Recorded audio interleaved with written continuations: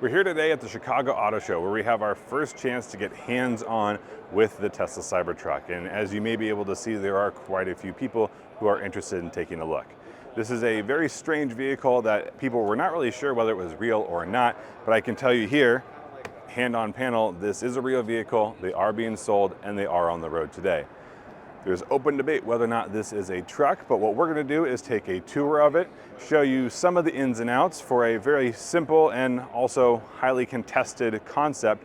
But you tell me whether you think it's a truck or not down in the comment section below.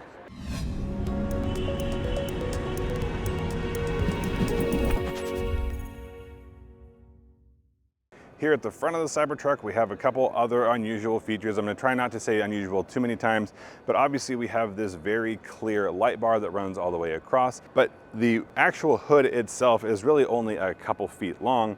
It's significantly shorter than what we find in the windshield wiper, which is many feet long. If we open this up, we're going to see the frunk, which was essentially created by Tesla in the electric car world, but we do get one that's a little bit smaller than we find in most of the other electric trucks on the market. One of the reasons is because of how short that hood is, because however long it is tells us really how much space we can get. This is going to be enough to get some baggage, some luggage, certainly groceries, maybe a very thin cooler up front. But if you do have need for a little extra storage, this is going to be able to store bits and bobs as needed.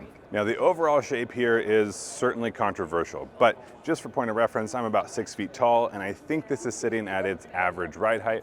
And you can see the point here is really only an inch or two above my head. But it does come to that pretty steep point and then starts to rake down pretty drastically. Now this was a concern for that rear headroom, but as I hopped in, I did have room. And it's one of those things that as you get up into the vehicle, it's a moderate step up. You'll want to watch your head if you're a big, tall person, but otherwise it should be pretty manageable.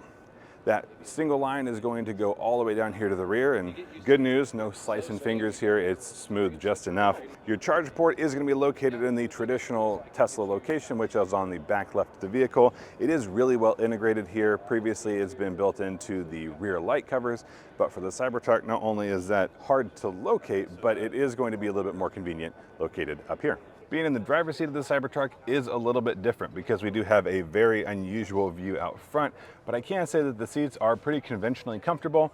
We do have our four-way adjustable lumbar, height adjustment, tilt, recline. Moving to the steering wheel, we don't have a traditional manual release, nor do we have a knob here to adjust. This is a Tesla, so we go into the touchscreen, access the steering wheel menu, and then we adjust forward and backwards, up and down by using these scroll wheels here. Now this does leave us in a bit of an unusual position.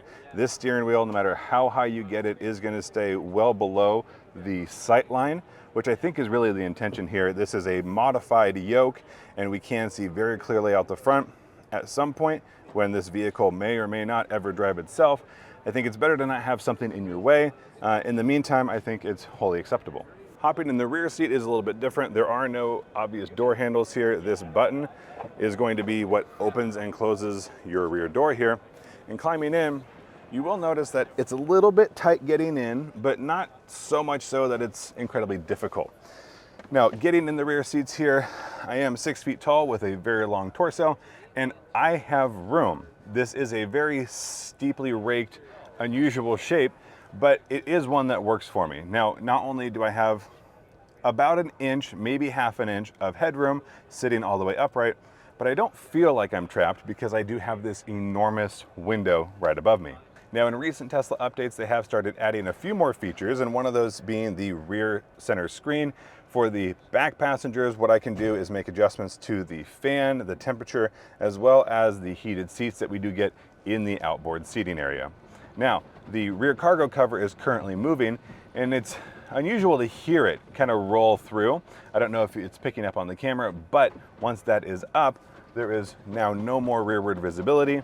Again, sort of a interesting layout, but overall, I think for people who are buying the Cybertruck, not something they're going to be too concerned about. Looking through the rear window, we can currently see through it because that cargo cover is open, therefore leaving the bed open and making it so that we can see all the way through.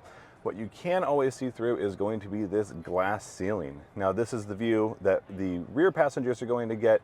As we move around to the front, we do have a support beam up here, but then it opens up pretty quickly to the windshield for the driver and front passenger. On the rest of the inside, we do have a fairly simple design. We have a red light bar, white as the accented color, and just about everything in here is going to be black besides.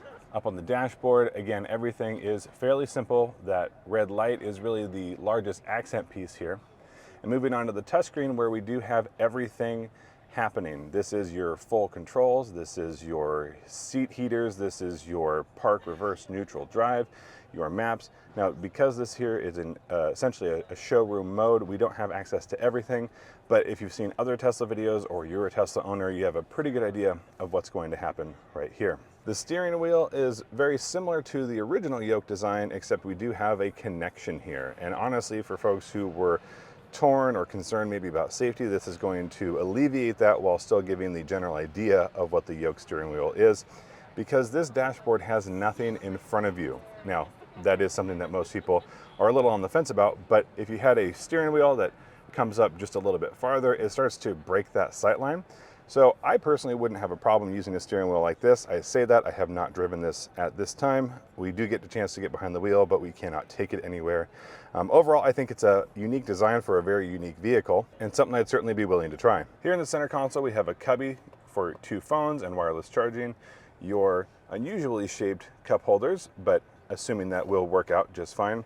And then here in the center console, we have a tiered storage capability. You have a pop-out cover, as well as a relatively large charging bin.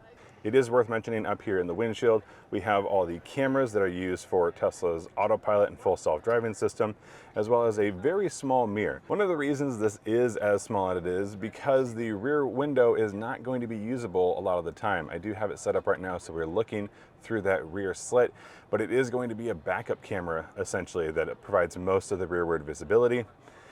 Everything here is connected into this main central structure, which is where we do have the light. I will say it is a pretty big light, and it does add a lot of visibility here to the interior. And overall, I think this is a pretty good application of a light bar in a way that we just haven't really seen in vehicles. One of the most highly debated features of the Cybertruck is really whether it is a truck or not. For me, a truck is a vehicle that has a bed, and a bed that can haul at least what you need on a regular basis. And we certainly have that here. We have an integrated cargo cover that is apparently capable of supporting human weight should you somehow need to stand on the bed of your truck. If we lower the tailgate, which is arguably one of the most truck-like features of a truck, we'll see that we do have just enough width to fit, I think, most sheet goods. So I think we're looking at just about 4 feet wide, but as far as length, it is going to be a little bit shorter. That is not unusual in the truck segment these days. It is a 4-door quad cab with a short-ish bed, but there is room in here, as well as additional storage down below. Rounding out our tour of the Cybertruck's rear cargo area, we do see that there are additional outlets. Now, these are 2 standard outlets and a 240 volt. What you want to do with these is really up to you. I'm surprised that this isn't maybe a little bit more secure, potentially a little more watertight. However, overall not concerned. If you do find yourself needing to power a work site, or if just for fun you want to charge up somebody else's electric vehicle, you should be able to do that right here. It's also worth mentioning that this particular example does not have the extended battery pack installed. And that battery pack, while we have not seen it in person, in pictures seems to take essentially a third of the capacity here in the bed. It'll stand about this tall up against the back of those rear seats. And that is not only going to add weight, lower capacity, but it's really going to change the shape and size of the storage. So that's our quick look at the Tesla Cybertruck. Let me know down in the comment sections if you do think this really is a truck or not. Honestly, I think it has what a truck needs to be a truck, but whether or not the style works for you is certainly a subjective piece. I think functionally there are 5 seats. They will fit adults. There is storage capacity. It's just a lot to take in, not just because of its size, which is fairly large, and its stature, which is strange and hard to measure against other vehicles. But this is something to consider if you do ever get the chance to drive one on the road, whether it's going to replace your F-150. That one I'm not so sure. Thanks so much for watching. Follow us on Facebook, Instagram, all those other social places. If you have any questions about the Cybertruck or have a specific opinion on it, I'm sure you do, let us know down in the comment section below. Until next time, see you later.